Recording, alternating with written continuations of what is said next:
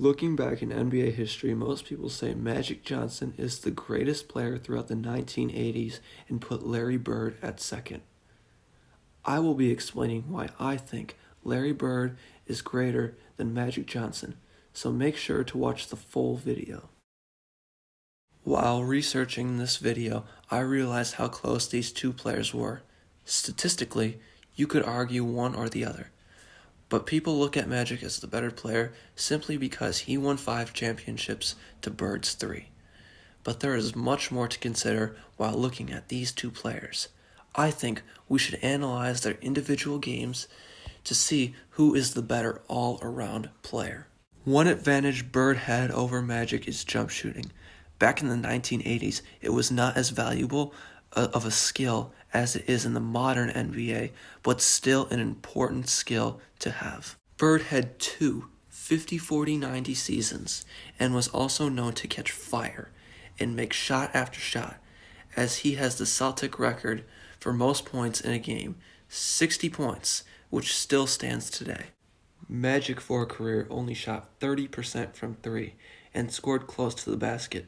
Most of his shots were mostly layups and dunks. When people think of Magic, though, they think of passing and basketball IQ. Larry Bird was also a legendary passer. Although he did not average as many assists as Magic, he is still one of the greatest passers of all time, with unbelievable court vision. I'm not going to pretend like Larry Bird didn't have great teammates, because he did. But Magic had Kareem, who in my opinion is the greatest center of all time and a top 3 player ever. In Los Angeles, although not in his athletic prime, Kareem's game revolved more around skill and was still extremely good, and played an enormous role in winning championships with Magic.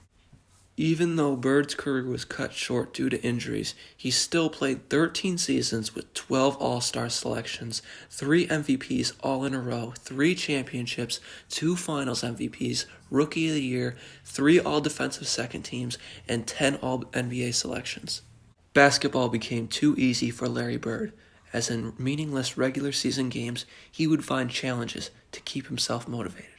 Before tip-off, he would sometimes ask the ball boy to go find him the scoring record for the arena.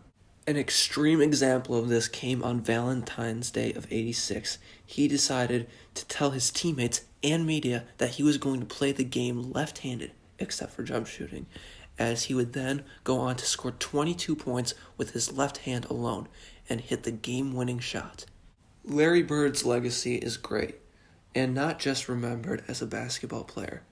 He was a trash-talking legend, as he consistently insulted the people trying to guard him. If you want to get into an opponent's head, there is no better way than to trash-talk them and back it up, as Bird routinely did this. In 1984, in a game against the Philadelphia 76ers, Bird found himself matched up against Dr. J and completely dominated him, as Bird consistently scored point after point, and all he did was repeat 2 numbers to Irving. They were the number of points Bird had and the number of points Irving had. Towards the end of the third quarter, the number had become 42 for Bird and 6 for Irving. According to Danny Ainge, Larry Bird told Irving to retire, which led to a complete brawl. Even before the 3-point contest, he walked in the locker room and said, "I hope you guys are aiming for second place because I'm winning this." He of course went on to win the 3-point contest, and it wasn't even close. He would actually go on to win 3 in a row. Bird had a special place in his heart for rookies. He hated them.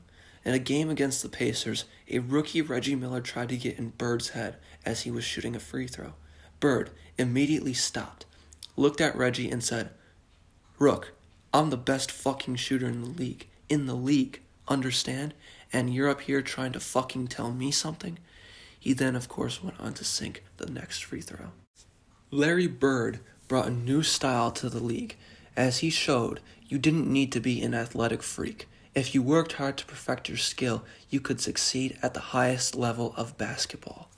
Even if you think Magic is greater than Bird, I understand. They are both extremely great, historical top 10 players of all time. I personally felt the need to make the video because everyone seems to put Magic over Bird without a second thought. and most people don't realize there's a lot more to the debate, and it could go either way.